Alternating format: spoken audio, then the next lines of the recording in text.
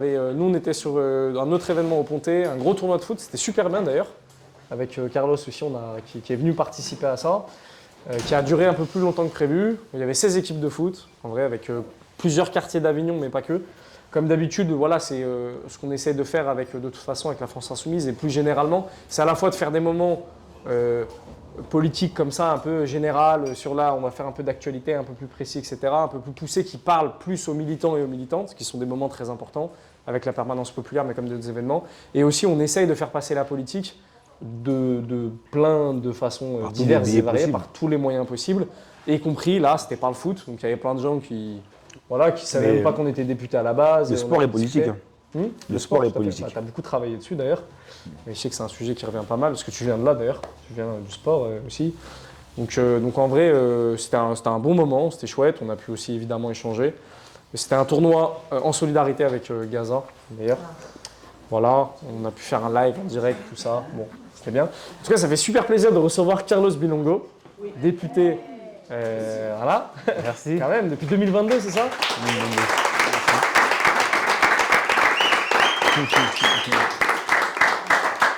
J'ai quand même, après évidemment, je vais laisser la parole à Carlos, mais j'ai quand même une scène qui, moi, m'a marqué, mais j'imagine pas mal d'entre nous, si vous vous souvenez. Carlos, c'était en 2023, je ne me souviens jamais de la date, mais bon. 2022. 2022, dès le départ. Donc il y a prise de parole, tout ça, en hémicycle. Il y a un député du RN qui crie « Retourne en Afrique ». Vous vous souvenez de cette phrase? Et le regard de Carlos à ce moment-là, la dignité dans le regard, il lâche pas, il regarde comme ça droit devant en mode « mais vous êtes des fous en fait ». Il y a vraiment ce côté de « maintenant on est là ». En fait c'était ça, et ça bougera pas. Et c'était hyper fort. Bon là il y avait l'opposition tellement frontale parce que l'autre, c'était Grégoire de Fournas d'ailleurs. Il n'a pas pu s'empêcher, bourré de racisme, ça sort quoi. Derrière, en plus, vous étiez fait attaquer. Il y a plusieurs groupuscules d'extrême droite qui ont repris ces éléments, tout ça. En tout cas, c'était une image que je pense qu'on est plein à avoir été marqué par ces images. Et c'était forte. Voilà, donc Carlos, en vrai, c'était envie de te présenter un petit peu d'où tu viens avant que tu sois député, ton parcours. Voilà. Merci à tous les camarades, merci à Raphaël, merci vraiment pour l'accueil à Avignon. Tu l'as rappelé, on a fait un événement caritatif, un tournoi de football pour Gaza. Et moi, je l'évoque souvent dans mes prises d'opposition. Le sport est politique, de par le fait que ça draine du monde. La politique aussi doit être partout, dans toutes les couches de la société, surtout quand on est parfois confronté à une forte abstention. Moi, je le vois dans ma circonscription et dans d'autres territoires en France. Et c'est important d'avoir des séquences où nous, actrices et acteurs politiques, on peut faire des choses avec le monde associatif, qui se fait indépendamment de nous. L'événement a été préparé, organisé par une belle association d'Avignon. Et nous, qu'on puisse venir, voilà, à un moment donné, il y a eu un moment d'échange politique où eux, ils nous ont tendu le micro. Nous, on n'a même pas demandé. Mais on voulait juste participer avec eux. Ça montre, ça redonne déjà une autre image de la camaraderie, du militantisme et de l'approche politique. Ça donne aussi cette proximité où une personne qui m'a dit « Ah, je vous ai vu sur BFM il y a 2 semaines.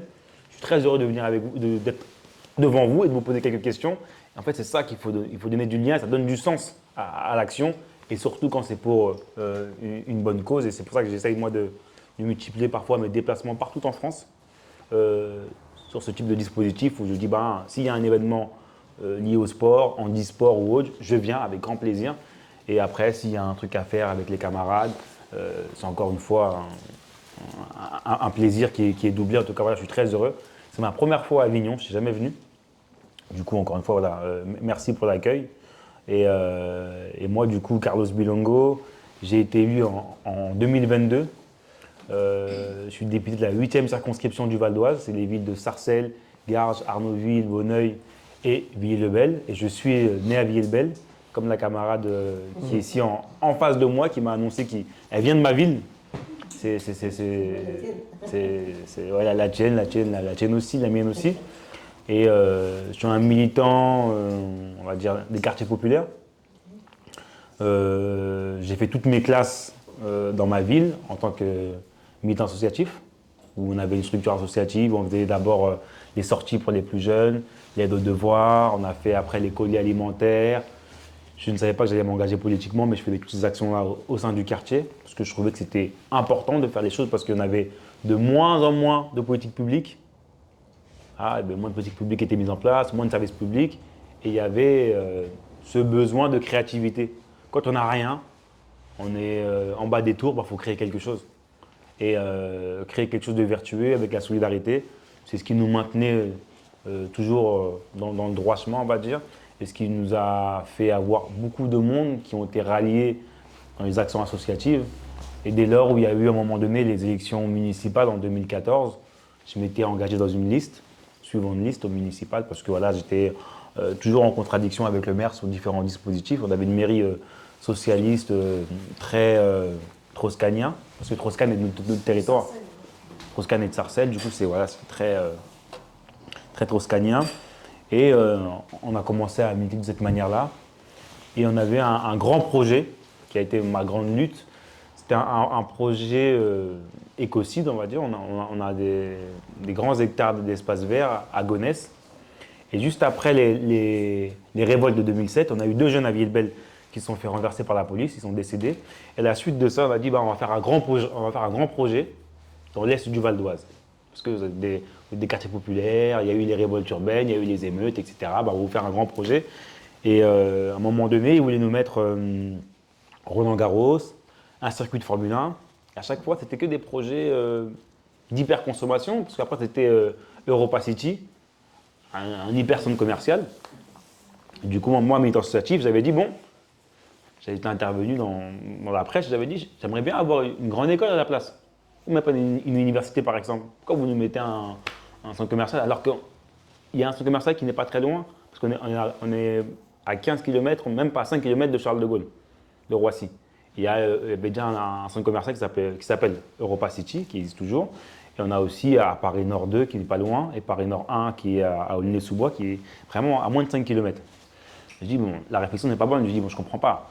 Ça va sortir de terre en 2030, vous allez urbaniser des terres fertiles. Et en fait, ça a fait tilt parce que c'était un militant de quartier populaire qui, a 10 ans, du coup, parle d'écologie avec une conscience, etc., etc. Et du coup, à ce moment-là, j'ai accroché le bon bout de la politique sur les enjeux nationaux. Europa City ne s'est pas fait au final parce qu'il y a eu le Covid, etc. Au moment du Covid, Jean Castex abandonne le projet en disant oui, c'est pas un projet viable, etc. économiquement. Et aussi le promoteur, c'était des Chinois, ils disent qu'ils vont abandonner le projet parce que c'est pas viable par rapport au coût, etc., etc. Donc on se dit heureusement qu'ils n'ont pas déjà déversé la dalle de béton parce que sinon c'était déjà dépourvu du truc. Mais la conscience est là. Et ensuite il y a les élections présidentielles de 2022 où on fait campagne. Mais j'étais déjà candidat aux élections régionales avec Alice Apprendre Soumise qui était ensuite au second tour une union de la gauche avec Julien Bayou, Audrey Pulvar et Clémentine Autain en 2021. Et après l'élection législative, juste après les présidentielles, on fait une grosse campagne. Dans mon territoire, on fait un super score, un des meilleurs scores de France, que ce soit à Garges, ou à Villebel ou à Sarcelles, avec Mélenchon à 61%. Nous, ça nous reste au travers de la gorge de ne pas être au deuxième tour. Et très rapidement, on s'est mis en ordre de bataille pour aller chercher les élections législatives.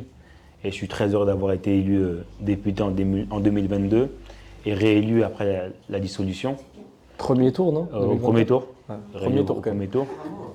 Costaud. Et, parce que très rapidement aussi, dans nos territoires qui ont été dépolitisés par les socialistes, parce qu'il y avait des sections socialistes, ils étaient en gestion des communes, et en fait, c'était la ville détenue par les socialistes, et on gardait la population loin et à l'écart des décisions, avec une section, on va dire, très opaque, socialiste, etc.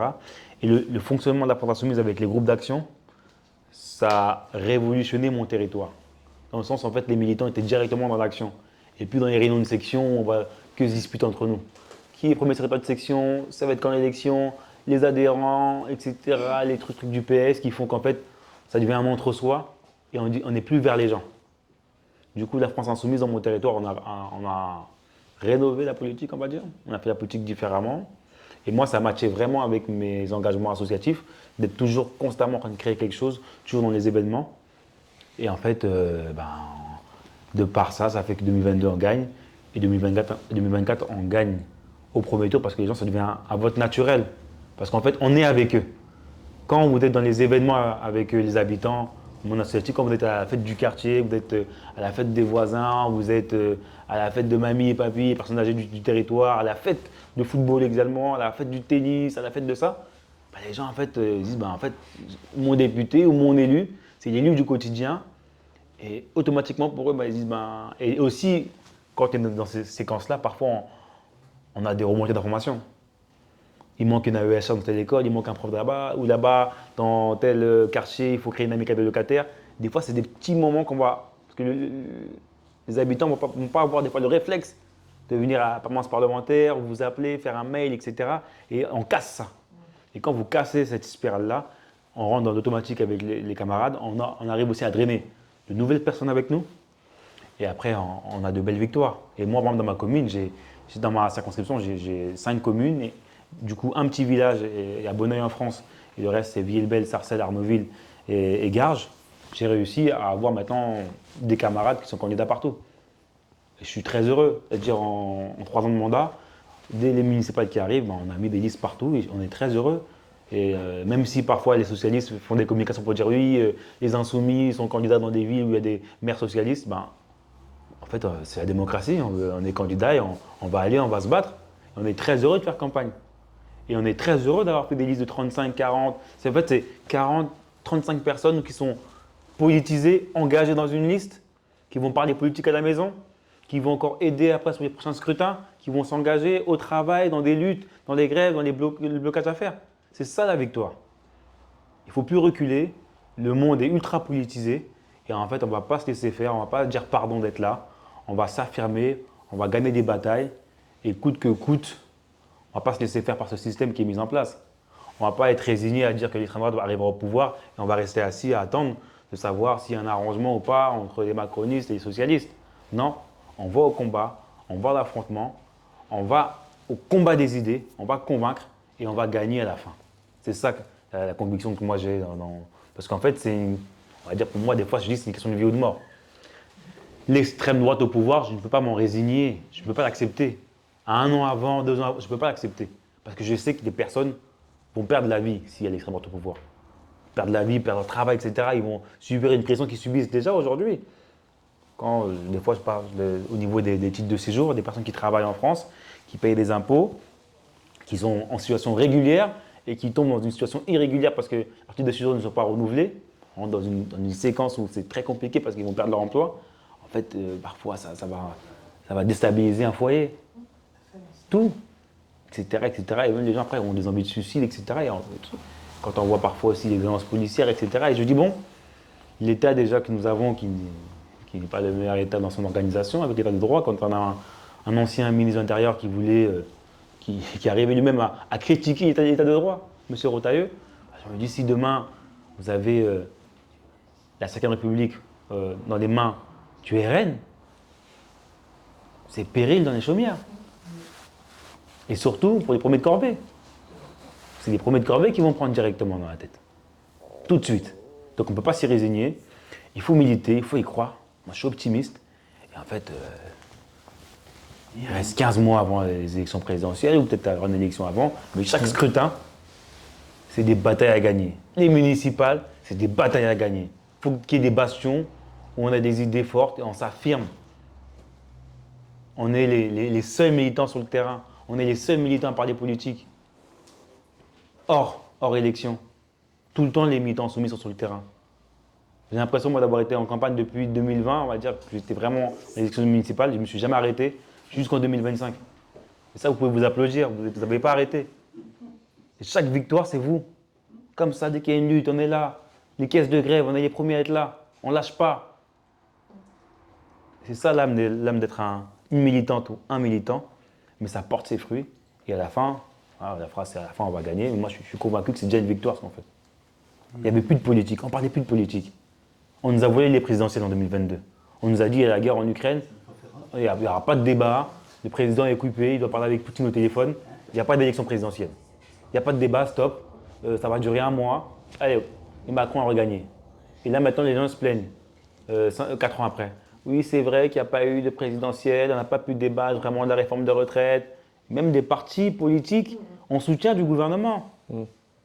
On nous prenait, nous les insoumis, pour des fous quand on disait Macron démission, quand les gens en manifestation parlaient de Macron démission. Aujourd'hui, c'est Édouard Philippe qui appelle sa démission. Il n'est pas insoumis, Édouard Philippe. Henri Guénaud, il n'est pas insoumis, Henri Guénaud. Et ça, c'est ceux qui parlent dans les médias. Mais d'autres qui sont chez eux et qui le pensent, il y en a un paquet en fait. Et pourtant, les insoumis, quand on a fait la motion de destitution, voilà, encore, mais qu'est-ce qu'ils font? Ils bordélisent. Et en fait, c'est ces mêmes médias aujourd'hui qui ne sont même plus fiables. Et quand vous voyez l'interview de Bompard, France Inter, Radio France, service public, là, on arrive au bout du truc. Mais ça, à la fin, ça devient marrant. Même le graphique. Là. C'est le graphique, on ne sait même pas si on ne sait plus qui est qui. Et du coup, c'est Manuel Bompard qui doit faire le fact-checking à la télé, à la place d'un journaliste, qui répète des trucs qui sont totalement lunaires. Totalement lunaires. On arrive à un moment où voilà, les gens, maintenant, il y a une défiance vis-à-vis du politique, ça a toujours existé. Il y a une défiance vis-à-vis des médias. Mais nous, les vrais gens qui croisons les gens dans des marchés, dans les discussions, etc., dans les paliers, on doit dire aux Français, aux Françaises d'y croire, on doit militer, on doit chercher ces voix qui nous ont manqué dans les bureaux de vote en 2022, ces voix qui ont fait que Raphaël puisse devenir député en 2024, parce que c'est aussi une prise de guerre. Et je vous félicite les camarades, c'était une circo qui était RN. On n'en parle pas assez, c'était RN ici. Vous avez réussi à gagner. Et aussi contre vous, il y avait aussi l'appareil médiatique. Moi, j'étais chez moi à Villers-le-Bel, je regardais, mais je me suis dit pendant les 3 semaines, je me suis dit, mais soit Raphaël, il va devenir fou, mais il y a un problème. Tous les jours, c'était lui. Le candidat là, vers Avignon, oui, celui-là, le fichier S. Moi, je disais, je pensais à Raphaël, mais je pensais aussi aux militants. Je dis, wow, les militants, les pauvres, tu dois prendre dans la gueule. C'est violent. Attal était venu sur les marchés pour dire et tout. Je dis, waouh. Mais vous avez gagné, en tout cas, bravo à vous. Et je pense que même Avignon est un laboratoire qui peut donner des tendances sur tout le pays. Quand tu m'as juste expliqué un peu comment les rapports de force, etc., je pense que... Et il y a des villes comme ça, hein. Des fois on ne s'en rend pas compte. C'est des villes qui sont des laboratoires vraiment qui peuvent définir la tendance ensuite sur tout le pays, comment ça va se passer. Par rapport aux différentes couches de population qui sont dans votre ville, etc., qui sont extrêmement différentes. Mais ça donne un pouls. En tout cas, voilà, les camarades, moi, c'est ce que je suis venir vous délivrer comme message d'introduction. Après, on va parler de l'actualité politique au travers du budget, tranquillité publique et aussi qui voulait être évoqué par monsieur le député.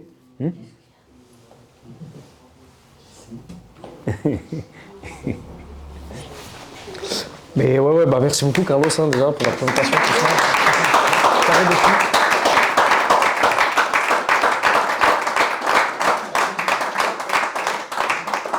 Le but, c'était dans un second temps de parler un peu effectivement de l'actualité à l'Assemblée, du budget. Alors, on ne va pas trop s'étendre là-dessus parce que sinon, on va c'est intéressant le budget, parler, même si c'est super intéressant. Mais aussi, ce dont on voulait parler, c'est la question de la tranquillité publique. On pourrait appeler sécurité, mais on fait exprès à la France Insoumise de choisir ces termes de tranquillité publique parce que la sécurité, tout de suite, on a l'impression que c'est que du répressif, alors que non, pour que les gens soient en sécurité et justement en tranquillité, ce n'est pas que du répressif. Je sais que Carlos, tu as beaucoup travaillé là-dessus, on y reviendra justement après, notamment sur la dépénalisation du cannabis. Et puis on sait qu'ici à Avignon, alors dans le département, mais principalement à Avignon, on a été confronté quand même à des véritables violences d'un niveau quand même extrêmement élevé. Hein. Il y a au moins proche d'une dizaine de morts là, en l'espace d'un an. 8, voilà, donc tu as les chiffres plus précis, mais ça fait un peu froid dans le dos quand même cette actualité. C'est pour ça qu'on voulait vraiment revenir aussi sur cette actualité, de dire quelle réponse on donne à ça. Et justement, ne pas tomber dans le piège qui est des fois d'être un peu tétanisé, de faire un peu comme s'il se passait rien, etc. Mais bref, encore une fois, ça va dans un troisième temps. Je veux dire, pour revenir un peu sur ce qui se passe à l'Assemblée nationale, parce que c'est la pagaille. Alors à la fois c'est la pagaille, à la fois on est dans une situation où tout est bloqué. Tout le monde l'a bien compris, et on est un peu des fois dans un jeu de dupes, parce qu'en réalité, le gouvernement fait tout de toute façon pour gagner du temps, c'est-à-dire pour finalement faire passer le budget par ordonnance. En réalité, c'est ça qui est en train de se jouer à l'Assemblée. Donc nous, on essaie systématiquement d'enlever des amendements, de leur mettre la pression aussi politique et médiatique, car vous le savez, la France Insoumise ne se gêne pas pour mettre la pression, parce que sinon on fait de la tambouille avec les macronistes, ça ne nous intéresse pas. Je crois que le Parti Socialiste, dans ce sens-là, a pris une direction. Alors ils commençaient à le faire, plus ça avance, plus ils le font, on est éloigné des élections, plus ils le font. Mais là, ça y est, quoi, c'est au grand jour. Et puis il n'y a qu'à voir comment ils se comportent à l'Assemblée. C'est hallucinant, quoi. C'est des petites réunions dans tous les sens avec les macronistes dès qu'il y a l'occasion, etc. Il y a aussi évidemment tout le travail en commission. Et là, pour le coup, Carlos, toi, tu es au cœur un peu du truc. Tu es en commission des finances. Commission des finances, c'est costaud. Moi, j'ai fait 1 jour et demi là-bas. Parce que, en fait, tout ce qui passe dans les commissions, moi, vous savez, je suis dans la commission Affaires culturelles et éducation. Tout ce qui passe dans nos commissions, dans chaque commission, il y a des choses qui sont liées au budget par rapport à la commission dans laquelle on est. C'est-à-dire que tous les budgets alloués à la culture, tous les budgets alloués à l'éducation, au sport, à la jeunesse, etc., ça passe dans notre commission, finissent forcément dans la commission des finances.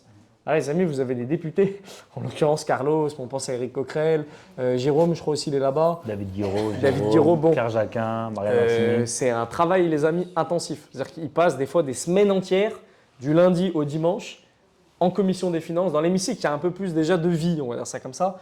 Commission des finances, et puis on voit vraiment tous les amendements, un par un, etc. Donc chapeau, en vrai, c'est quand même un sacré travail.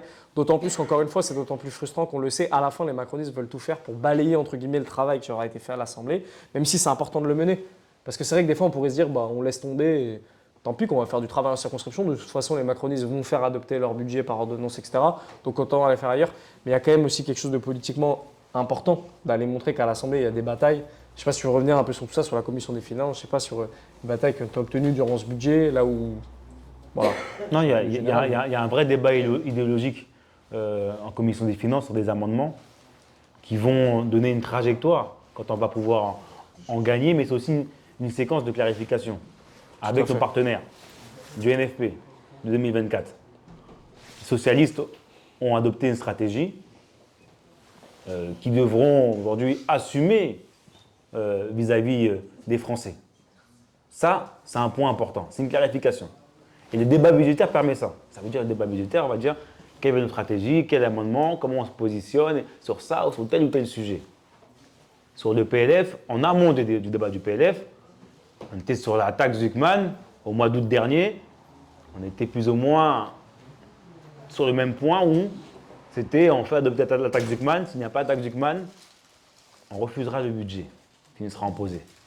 Parce qu'on ne veut pas aller chercher toujours les plus précaires qui doivent passer à la caisse.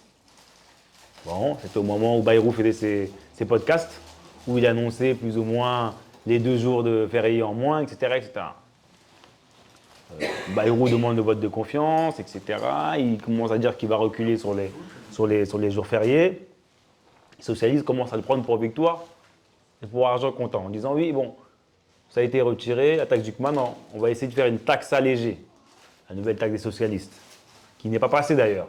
Encore une fois, c'est une clarification, ça veut dire qu'ils ont mis des lignes rouges qu'ils ont effacées par eux-mêmes à chaque fois, pour aboutir sur la réforme des retraites et sur le décalage. Il n'est pas une suspension, etc. Même d'ailleurs, les macronistes, la bande à le cornu, et même M. Emmanuel Macron qui est revenu là-dessus pour dire non, ce n'est pas une suspension, c'est un décalage, etc., etc. Donc, 2 lignes en interne au niveau de la gauche se sont affrontées, et il faut savoir que quand on prend les autres camarades communistes et écologistes, la plupart ont été soit dans l'abstention ou ont voté contre comme nous par rapport à cet amendement socialiste qui était déposé par le gouvernement. Les socialistes, de voir les socialistes et les macronistes s'applaudir à l'Assemblée nationale, c'est très révélateur. Ouais, c'est particulier. Et aujourd'hui, les socialistes sont isolés au sein du NFP. On a quelques camarades communistes, malheureusement, qui sont assez... perméables. Communisme, mais voilà, un camarade communiste de l'Allier, il est habitué à voter avec les socialistes à chaque fois, parce que voilà, il a son idée, mais la majorité des parlementaires du NFP sont sur la même ligne que les insoumis, ont voté contre, se sont abstenus. Ça, c'est un point de clarification par rapport aux enjeux qui vont arriver. Les débats s'éternisent sur le PLF. Le PLFSS, budget de l'hôpital, du coup, est parti au Sénat, reviendra ensuite à l'Assemblée nationale au moment de la CMP, et ensuite on verra, encore une fois, qui votera pour ou contre. Une chose est sûre, il y a les délais constitutionnels, qui fait que le gouvernement, au bout de 70 jours, après les débats à l'Assemblée nationale et au Sénat, ils pourront passer par ordonnance. Mais ce qu'on a pu apprécier pendant cette séquence, c'est qu'à chaque taxe qui a été évoquée, pendant 15 jours au départ, sur les recettes, on a beaucoup parlé de Zuckman, jusqu'à qu'on arrive au débat et que ça tombe, mais il y a eu ce débat-là. Du coup, il y a eu des sondages même, chaque groupe politique, ils disaient bon, les macronistes sont favorables à la taxe Zuckman, au niveau des insoumis, c'est 30%, etc. Au moins, c'est rentré. Donc là, les Français ont compris, ça c'est super important. C'est que même là où les médias qui ne sont pas favorables sont obligés d'en parler. Et c'est là notre victoire au niveau des amendements. Même si à la fin, ils ne sont pas retenus sur la copie, politiquement, ils existent. Et très rapidement, quand on sera au pouvoir, on pourra les remettre sur la table. Ou au travers même d'une future élection, quand on aura une campagne annoncée, si demain il y a une dissolution, bon, on pourra le mettre sur la table, que nous, on mettra la taxe Zuckman. Et ceux qui voteront pour nous, ou ceux qui vont faire campagne, au moins, ils auront, nous, c'est les 2%, c'est ultra riche, on va les faire payer parce qu'en fait, aujourd'hui, le pays a besoin de recettes. Il y a mon collègue David Guiraud qui a beaucoup posé sur la question. En 2017, on avait 200 milliards de recettes avec la TVA. Tout le monde paye des impôts. On se fait éclater là. Tout le monde paye des impôts.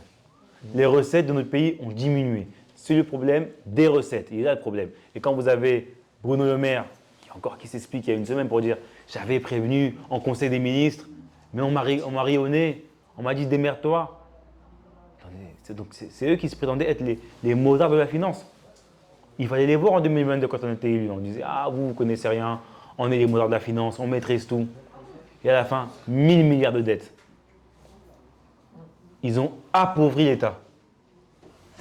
Avec la TVA, 200 milliards. Et tout est parti dans l'exonération, les subventions, sans conditionnement. Moi, j'étais rapporteur spécial sur un dispositif, France 2030, c'est des subventions pour la réindustrialisation, aussi pour l'intelligence artificielle. Ils ont accordé des moyens à des entreprises sans contrepartie. Et il y avait eu un chiffrage où on se rendait compte que parfois le montant de la subvention, le montant est égal aux dividendes qui ont été ensuite dilapidés par les actionnaire. Ou après, ça a été vendu. Ou quand on a encore l'aberration avec Sanofi, Crédit Impôt Recherche, CICR, ils licencient, ils ferment. Et quand à un moment donné, ils nous font un vaccin, on n'arrive pas à en trouver. Donc, ensuite, on a dû commander au moment du Covid AstraZeneca, avant de la Sécu. Voilà. Et c'est comme ça qu'on a produit l'État. Et après, on va constater, on va dire, on se rend compte que quand il y a un rapport sénatorial qui dit qu'il y a 211 milliards d'aides aux entreprises, quand on a interrogé les services de l'État, ils ne savaient même pas répondre quel montant on donnait, à quelle entreprise. Parfois, c'était flou, mais c'est terrible. Des grands groupes qui ont des subventions, mais n'hésitent pas à fermer. Ça, c'est abusé. Ils n'ont aucune condition de remboursement ou autre. Et là, le débat est là. Et quand, au moment donné, il va y avoir, là, on devait débattre ce week-end, le RN a demandé une pause avec les socialistes, ça a été accepté par le gouvernement. Ça a été accepté par le gouvernement, la pause. On reprend lundi matin sur le PLF la partie 1 recettes. On va débattre jusqu'à lundi 24.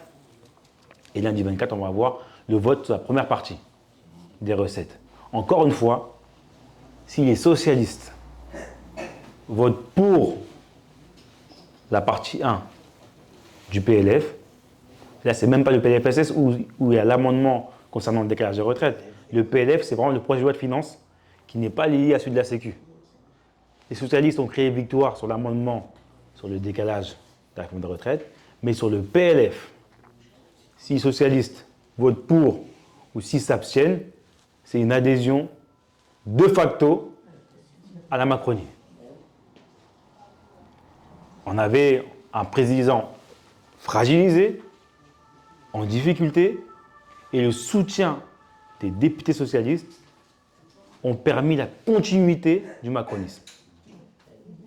Encore une fois, alors qu'en interne, dans son groupe, dans ses soutiens, il était déjà, on va dire le terme, débranché. Quand Édouard Philippe dit que Macron doit démissionner, là, moi, on ne peut pas faire mieux dans les soutiens de la Macronie. Mais c'est les socialistes qui sont venus soutenir. Pourquoi? Pour dire, parce qu'on veut éviter une nouvelle élection. Alors, on n'a pas peur d'aller vers les électeurs. Moi, peu importe les sondages.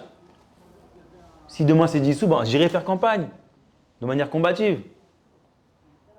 Mais à quel moment on va se dire, on va faire confiance à Emmanuel Macron qui a 1000 pays dans cet État? À quel moment on lui fait confiance?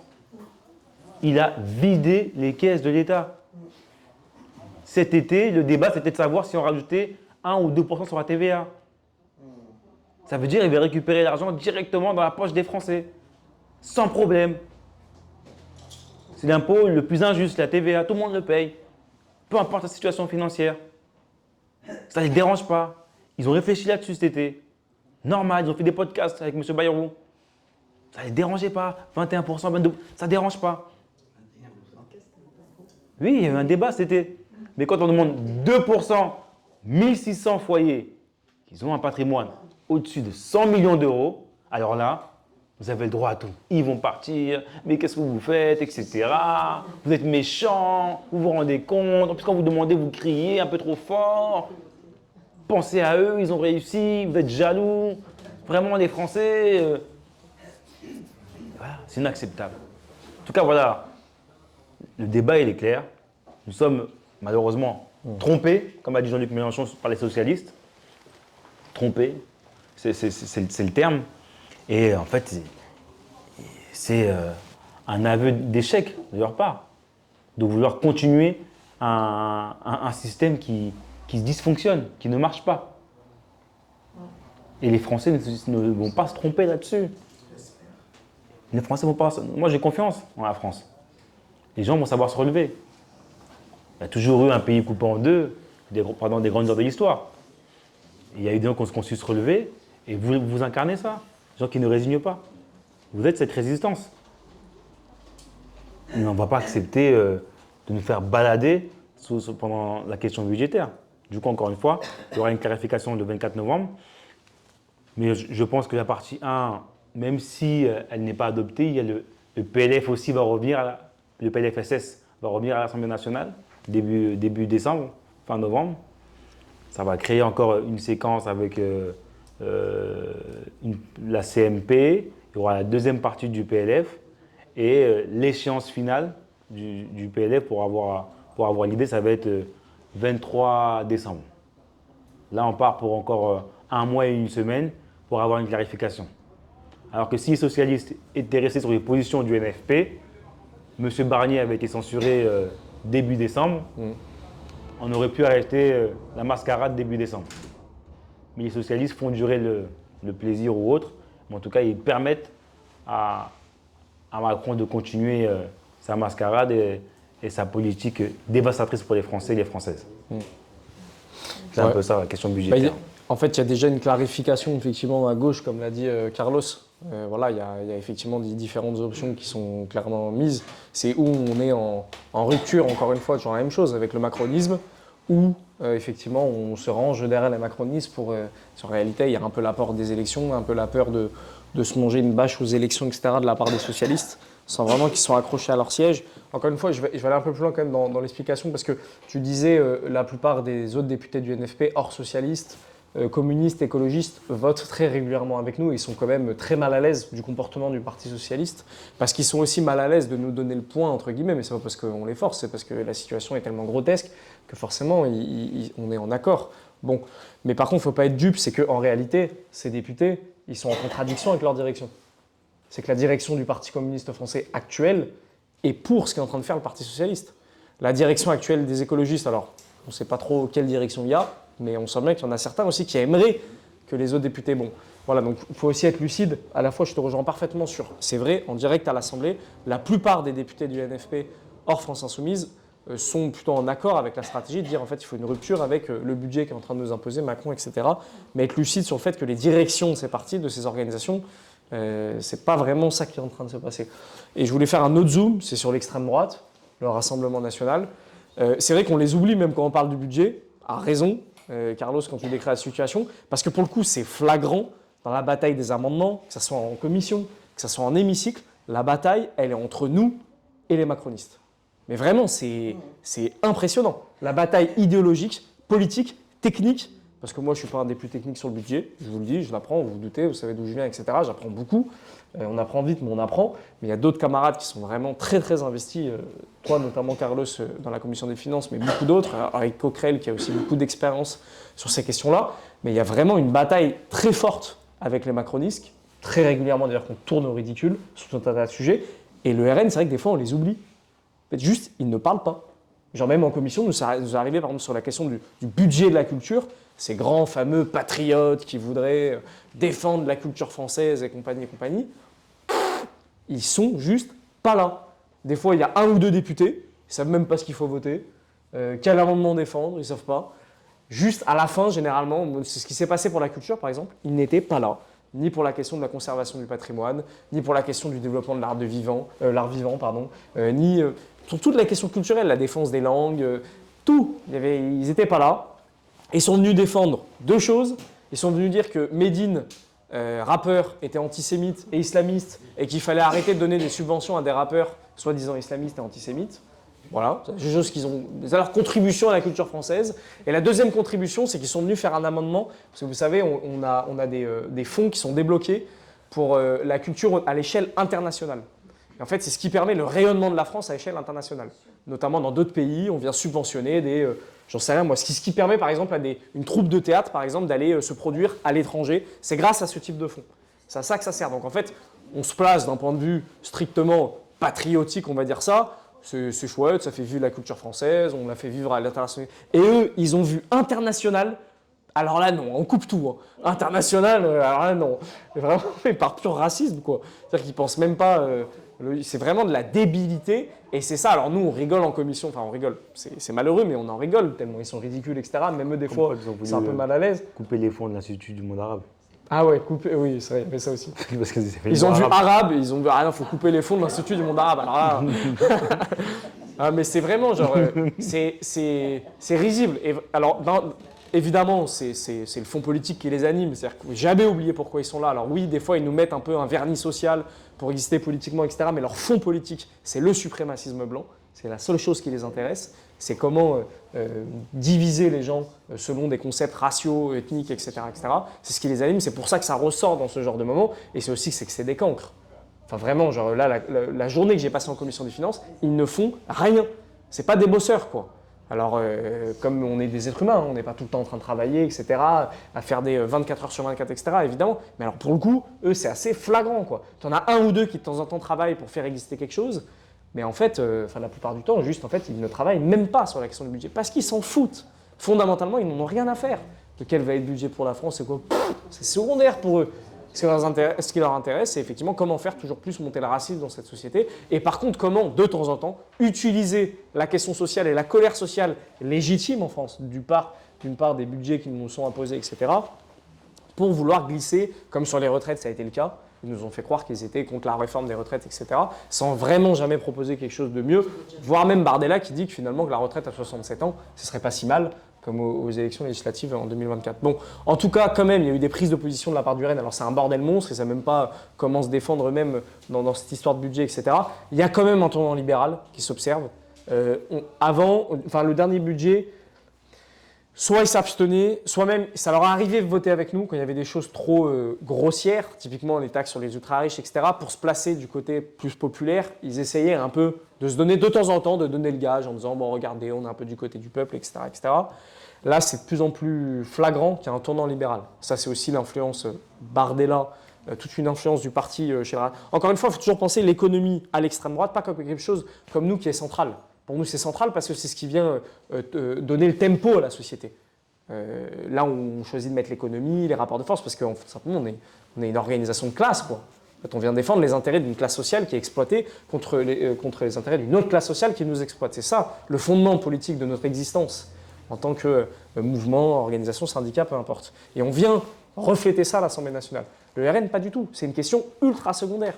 Et encore une fois, du coup, ils jonglent selon l'actualité, selon machin. Et là, ce qui est en train de prendre par la stratégie du RN de plus en plus, c'est de copier un peu les modèles dans d'autres pays européens, type en Italie avec Giorgia Meloni, etc., de se dire il faudrait peut-être une alliance des droites, y compris très libérale, pour prendre le pouvoir et donc appliquer un programme nationaliste, suprémaciste, etc. Donc on voit bien quand même cette tendance au RN, il y a un petit changement d'année en année, de plus en plus ils se découvrent et de plus en plus ils sont offensifs sur la question du coup antisociale. Je pense à la taxe Zuckman qui est ultra majoritairement plébiscitée par les Français, validée par les Français, et on a un RN qui dans ces moments-là aurait pu soit jouer un peu la carte de on ne sait pas trop, machin, machin, ou alors voire même oui, là on est d'accord, c'est vrai que c'est intolérable, etc. Pas du tout, là ils sont en mode non la taxe Zuckman, les riches vont partir, ça va être une catastrophe, etc. Invité par le MEDEF. Eh oui. C'est ça. Il y a de plus en plus des petits rendez-vous entre Bardella et Route Bézieux. Et je voulais juste, encore une fois, pour ne pas trop s'étendre, parce que sinon, en plus, ce serait bien qu'on ait une partie aussi de questions, j'imagine que vous avez, ou d'interventions, peu importe, pas trop qu'on traîne. Je vais juste sur ce budget quand même dire une chose, reprendre un peu de hauteur, là, parce qu'on a parlé un tout petit peu de détails, etc. On est quand même confronté à quelque chose de fou, ce qu'on est en train de vivre, les camarades. Hein. Toujours se rappeler ça quand même, c'est qu'on a des gens déjà ultra riches qui sont en train de péter les scores. Là, j'ai vu qu'Elon Musk, il accumule tellement qu'il pourrait passer au stade de premier billionnaire. Mais en fait, même des fois, quand juste 1 milliard, en vrai, 1 milliard, des fois tu prends un peu de recul, 1 milliard, mais je ne sais pas si on se rend compte, les camarades. C'est plus de 999 millions. C'est fou. C'est des sommes, mais en fait, et du coup, c'est toute la problématique qu'on a. C'est que j'étais chez le coiffeur là, à Paris récemment. Voilà, c'est pas mal. Et je discutais encore une fois avec le coiffeur et tout. Il me disait ouais, mais le problème avec vous, la France Insoumise, c'est que vous voulez taxer tout le monde, les petites entreprises, moi comment je fais, etc. Je lui ai rappelé que c'était tout l'inverse. Ouais, à l'inverse, le programme de la France Insoumise. Alors je ne dis pas qu'on est pro-patronal, mais en tout cas. On soutient les TPE et PME. Voilà, c'est ça. En tout cas, on ne veut pas faire comme Macron. Hein. Pour le coup, lui, il les a dégommés, bien comme il faut. Pas dans cette logique-là. Mais en fait, juste en disant, en fait, nous, quand on parle de taxer les patrons, c'est. Des ultra riches. Les vrais patrons, quoi. Et en fait, c'est vrai que naturellement, ouais, mais Bernard Arnault, quand même, là, comment il va faire pour payer ses trucs et tout. Le mec m'a dit ça, quoi. Si vous lui prenez après, comment il va faire. Mais je dis, mais tu te rends compte de quoi on parle? Toi, t'es un petit patron. De quel argent on parle? Pour rentrer à tes problèmes. Et je rebondis là-dessus. Il y a une vraie bataille culturelle à ce niveau-là, quoi. À rappeler. C'est vrai que en fait, c'est tellement éloigné. Plus c'est éloigné de nous, plus on a l'impression que c'est trop loin. C'est vrai. C'est un vrai sujet. Pourquoi? Dernièrement, bon, ça avait été décalé, mais quand le MEDEF annonce qu'ils vont faire un meeting ou une manifestation parce que le patronat en a marre, etc., des taxes, etc. C'était marrant, ça. Le même MEDEF, l'an dernier, quand les boulangers se plaignaient des factures d'électricité, le MEDEF n'a pas réagi. Quand les TPE et PME sont en difficulté, nous, on a mené une campagne pour le blocage des prix et pour sortir du tarif européen. Il n'y avait personne, aucun parti avec nous. Mais le MEDEF, le patronat, n'était pas là.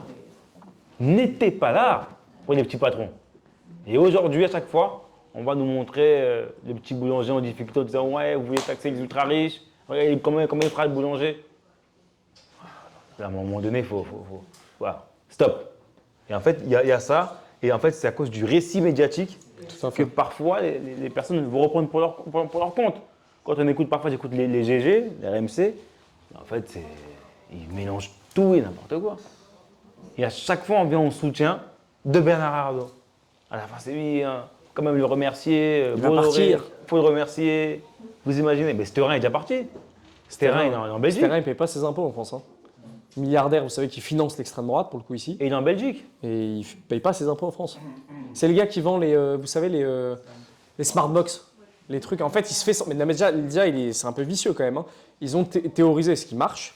Toutes leurs bénéfices se font sur le fait que les gens achètent mais ne consomment pas. Vous savez, on offre ça quand on ne sait pas trop quoi offrir. On offre un truc à 40 €, tu iras te faire un massage, je ne sais pas quoi, et puis finalement tu oublies. Et en fait, 40% des gens oublient qu'ils ont un bon, un truc, un chouette. C'est comme ça qu'ils font de l'argent. Donc déjà, la logique est quand même un peu vicieuse, quoi. Ils avaient théorisé que les gens n'iraient pas et c'est super, c'est comme ça qu'ils feraient de l'argent. Et les gars, ils ne paient pas d'impôts, il est en Belgique. Il ne paie pas ses impôts, ce mec. Et il vient financer effectivement des médias, des groupes d'extrême droite, des théories racistes jusqu'à la moelle, etc. Bon bref, donc c'est vrai que nous on le sait, on est militants et militantes, mais même nous, je peux vous assurer à l'Assemblée, quand on se remémore là, ce qui est en train de se passer, c'est fou. C'est des gens qui s'accaparent tout. 40% du PIB est détenu entre les mains de quelques-uns aujourd'hui en France. Alors qu'avant c'était 20%, 20% c'était déjà trop que ça soit détenu. Mais là aujourd'hui c'est 40%. 40% de nous, ce qu'on produit. Bon, moi aujourd'hui je suis député donc je produis moins. En tout cas, ce que j'ai participé à contribuer et ce que vous contribuez chaque année, etc., c'est détenu à 40% par quelques dizaines de personnes, par les grandes familles de ce pays. Et c'est fou. Et là, j'ai discuté, je ne sais plus, il y a la sœur de Xavier Niel qui s'est mariée avec le fils de Bernard Arnault, je ne sais plus quoi. Mais on revit la monarchie. C'est ça qu'on est en train de vivre en fait. C'est une classe qui se reconnaissent qu'entre eux, nos oligarques, qui se parlent qu'entre eux. C'est l'oligarchie totalement. Et en fait, c'est une société qui va mal. Plus ça va, plus les inégalités croissent. Et on arrive dans cette situation. Et j'en profite pour faire la transition. C'est que du coup, s'ils accumulent autant de richesses, c'est que forcément, à un moment donné, il y a toute une partie de la population et la majorité qui, elle, s'appauvrit. Bon, on va faire toute la situation. Il y a de moins en moins de moyens. On est en plein budget, on coupe les moyens dans tous les sens. Des MJC, des centres de loisirs pour la jeunesse, rénovation urbaine. Rénovation urbaine pour le logement, pour tout. Et qu'est-ce qui se passe dans ces cas-là? Oh, magie! Les gens, ils cherchent d'autres choses pour s'en sortir. Et des choses, des fois, pas drôles. Et y compris avec de la violence. Parce que quand on est dans la galère, il y a de la violence qui vient s'ajouter à tout ça. Et pour ça, c'était la troisième partie un peu du truc. On parle de tranquillité publique. On est confronté, et notamment ici sur Avignon, comme par hasard, le département le plus pauvre de France. Et ce qui fait que c'est le cinquième département le plus pauvre de France. Je voulais dire dans les départements les plus pauvres de France. Cinquième département le plus pauvre de France. Comme par hasard, c'est là, et c'est pas parce que c'est pas à Pernes-les-Fontaines que ça fait baisser. Si j'adore Pernes-les-Fontaines, c'est pas là que ça fait baisser le taux de richesse de département. C'est plutôt à Avignon, par exemple. Dans des villes comme Avignon qui font chuter le département.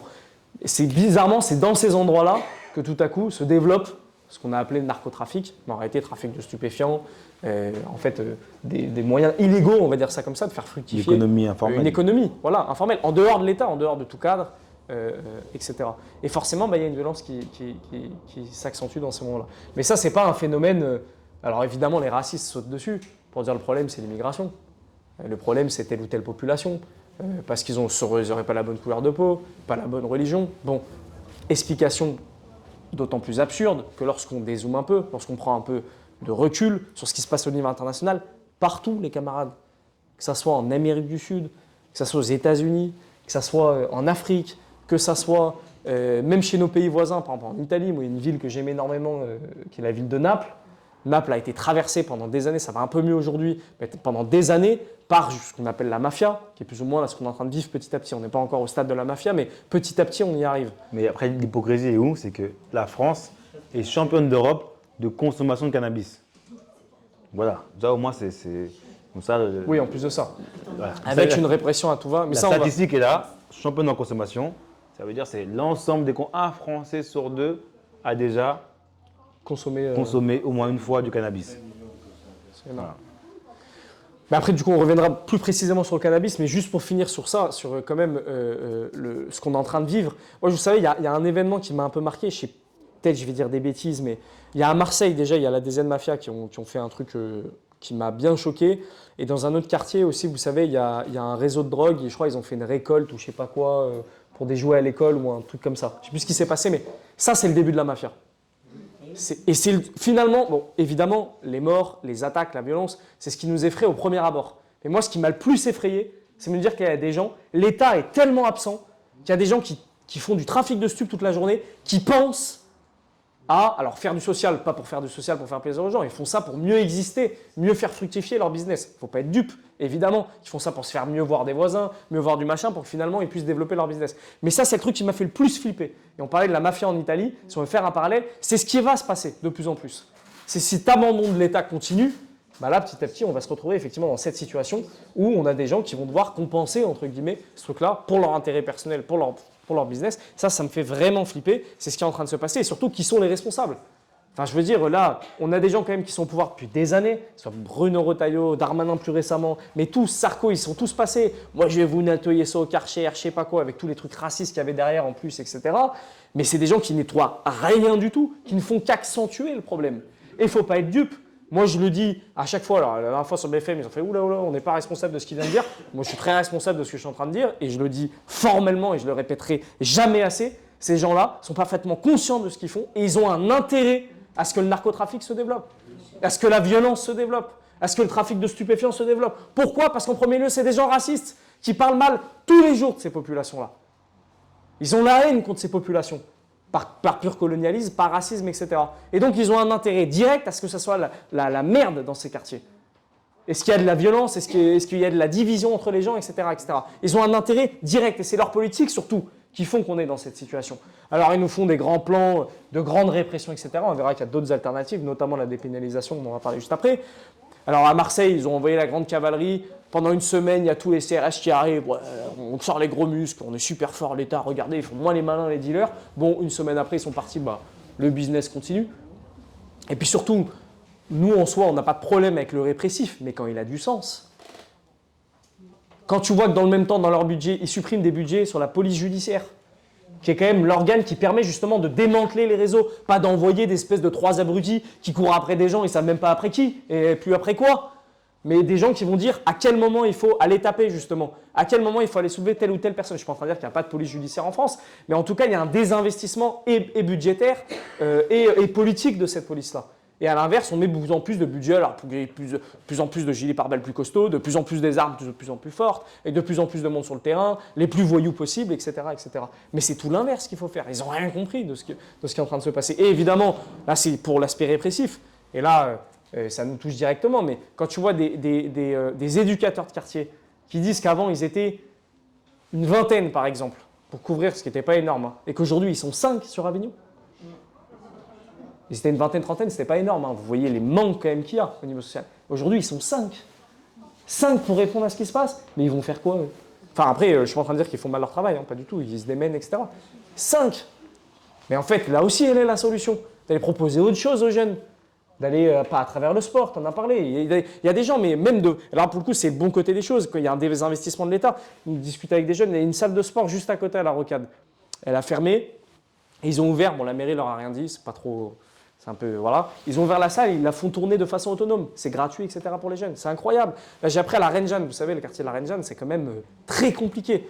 Et ça a été pris aux mains aussi en partie de ce trafic de stupéfiants, etc. Là, il y a un gars, un boxeur semi-pro. Il a décidé de relancer ça. On a appris ça il y a quelques semaines. Chaque semaine, il propose des cours de boxe. Des cours aux mamans qui ont envie, après le travail, d'aller faire du sport, aux jeunes, etc. Ça redonne une vie au quartier. Et ça faisait des années qu'il n'y avait plus rien eu, quoi. Ça, c'est des exemples comme ça. Il le fait gratuit. Bon, ça, c'est des très bons exemples de… Il y a quand même la solidarité qui persiste malgré toutes les difficultés, etc. etc. Et voilà vers quoi on se tourner. Mais évidemment qu'en premier lieu, ces politiques-là nous mènent droit dans le mur et surtout, on le dit, vont encore plus nous mettre droit dans le mur. Juste, je vais passer la parole à Carlos qui a plus travaillé sur la question du cannabis. Tu as commencé à introduire. Si tu veux revenir un peu sur tout ça. Et après, j'ai vu la main se lever. Après, après Carlos est terminé, si ça vous va, on fera une partie de questions-réponses. Mais c'est très juste ce que dit Raphaël. Et nous, on ne peut pas laisser le pays dans cette difficulté. Dans le sens où on est dans une réflexion, on se dit demain on est au pouvoir, comment on règle ce problème? On va sortir de l'aspect chauvin, on est les meilleurs, on pense qu'en France, etc., etc. On a tout essayé dans tout le répressif. Il y avait des politiques de droite qui ont tout dit, on va faire ci, on va faire ça, etc. En même temps, ils ont appauvri les moyens de la police judiciaire, fait disparaître la police de proximité, Sarkozy avec le 1+2 quand il a supprimé des fonctionnaires, etc. Tout ça, c'est eux. Ok, on est sur ce constat-là. On regarde maintenant dans les pays voisins. Comment ça se passe aux Pays-Bas, comment ça se passe en Allemagne, comment ça se passe au Portugal. On se dit, quand on parle de ce constat-là, on fait un focus santé publique. On regarde qu'on est le pays champion d'Europe en consommation de cannabis, que dans sa globalité, il y a du médical, du récréatif, etc. Les gens sont dans différents dispositifs. Comment on fait quand on sait qu'aujourd'hui, aux mains de ces réseaux-là, c'est du trafiquant, et qu'en pour moi, on pourra mettre un coût direct à la caisse et aussi générer des revenus et des recettes à l'État par le même billet. C'est on rentre dans une logique où on peut légaliser le cannabis, faire rentrer aussi les Français et les Françaises qui sont consommateurs de drogues plus dures dans un réseau de soins avec de la prévention. Les moyens de prévention aussi vont être captés grâce aux moyens aussi qu'on va générer par la vente de cannabis, parce qu'il y aura du coup une TVA qui va avec et tout ça. Et dès lors où on crée une filière, une fois, on le voit au Portugal, c'est l'interdit. Le fait de laisser les gens parqués dans des quartiers où les policiers et l'appareil judiciaire sait que dans tel quartier, les gens en fait survivent avec cette économie informelle. Le jour où il y a des faits divers avec des morts, ben, on va en parler dans les médias et après on passe à autre chose, mais le trafic continue. Il faut vouloir résoudre le problème. Si c'était à Neuilly ou à Versailles, ben, ils allaient mettre les moyens nécessaires pour que ça s'arrête. Et arrêter la communication avec la CRS 8 qui va venir pendant une semaine, comme à Nîmes avec Apis 20. Pourquoi on passe pourquoi quand une semaine après, les gens rigolent et disent bah, ils étaient là une semaine, ils sont partis, on a recommencé, on s'est réinstallé. Ça n'a pas de sens. Ça n'a pas de sens. Mais le débat sur la légalisation, elle a dépassé la gauche. Même à droite, c'était Antoine Léaumont et le député Mendes, qui est Renaissance, qui avait fait un rapport sur la légalisation du cannabis. En fait, ça commence à germer même à droite.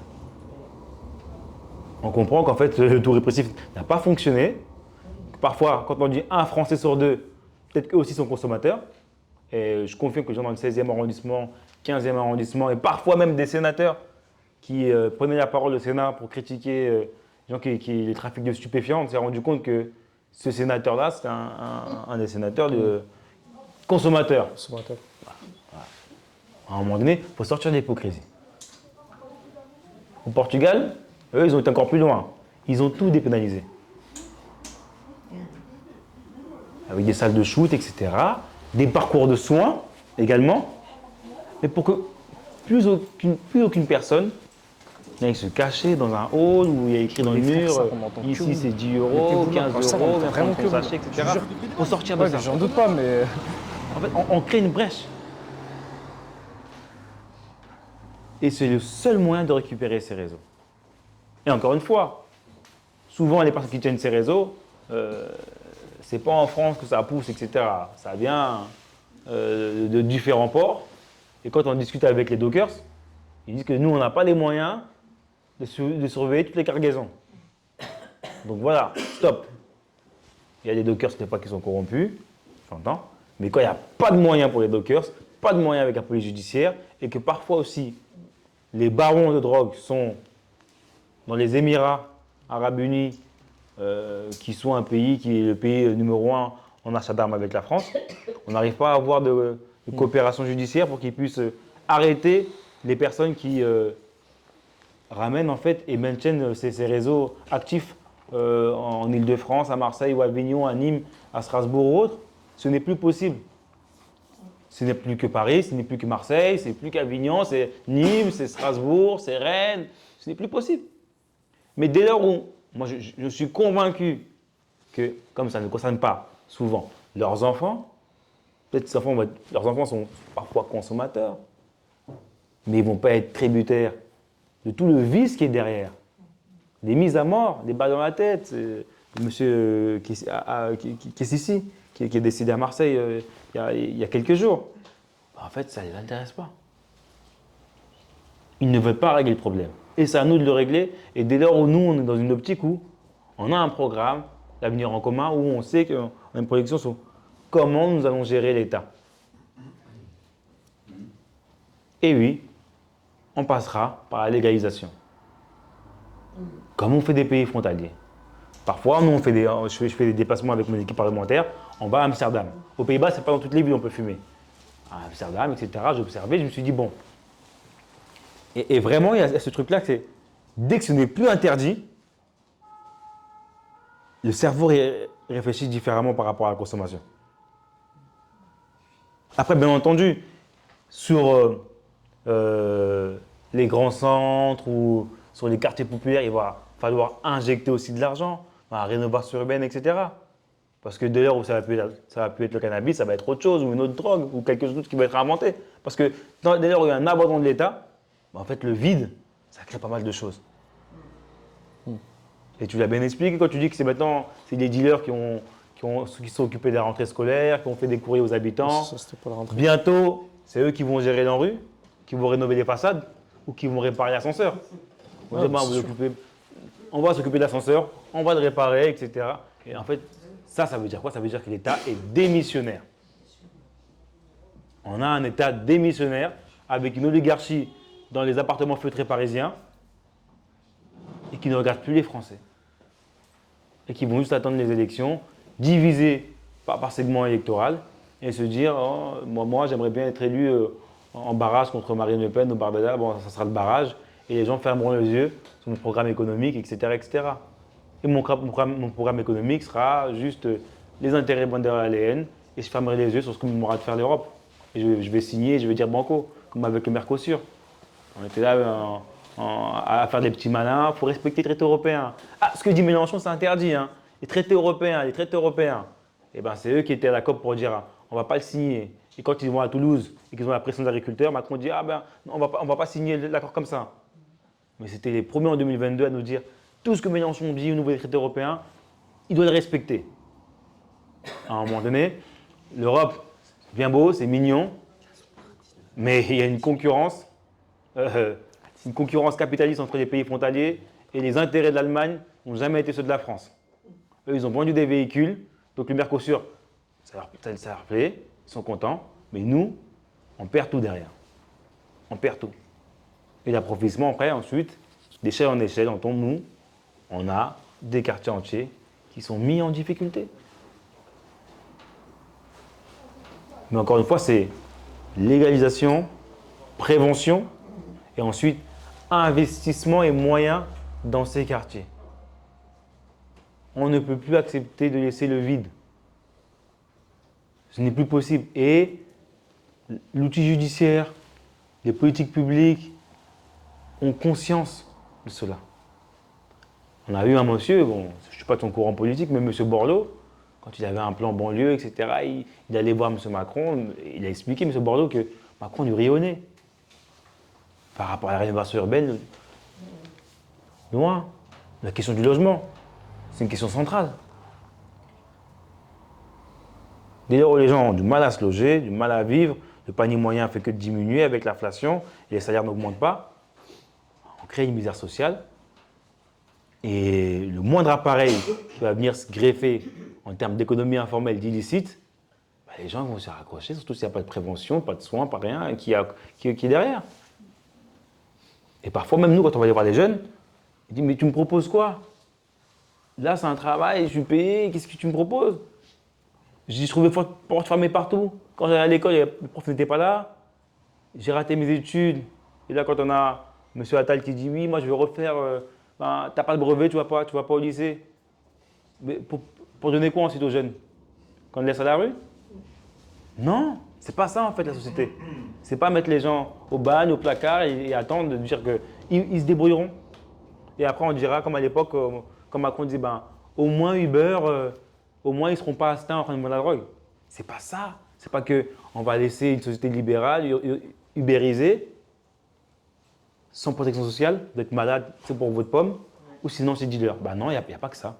Il y a une autre voie, et c'est ce qu'on essaie de véhiculer, tout simplement. Et encore une fois, on a eu, malheureusement, des politiques de droite de surenchère sécuritaire. En même temps, ils ont supprimé la police de proximité, eux-mêmes. Surenchère carcérale, avec des prisons surpeuplées, où les conditions sont très difficiles, mais pour eux, ça ne leur posait pas de problème. L'été dernier, quand il y a eu des agents pénitentiaires qui faisaient des activités avec des prisonniers, ils étaient venus à la télé pour le condamner. Oh non, c'est pas normal que les prisonniers s'amusent, etc. Ou parler de réinsertion, tant pis pour eux, etc. La prison c'est dur et puis c'est tout. Et quand vous mettez Sarkozy En prison, là, la prison c'est très difficile, vous ne vous rendez pas compte, des petites cellules, c'est très grave, l'isolement, pas isolement, Là, c'est devenu important. La prison, en fait, c'est un moment où les Français peuvent y être. Les gens sont des êtres humains, ils doivent avoir des visites, il faut faire plus de visites. En fait, c'est des hypocrites. Il n'y a qu'une fois qu'ils sont devant une situation qu'ils peuvent ouvrir les yeux et comprendre ce qui se passe. Encore une fois, le mot pour moi, c'est un État démissionnaire, une oligarchie, et on doit prendre le pouvoir et agir pour les concitoyens du quotidien. Et le sujet où il y a 8 morts à Avignon, ce n'est plus possible.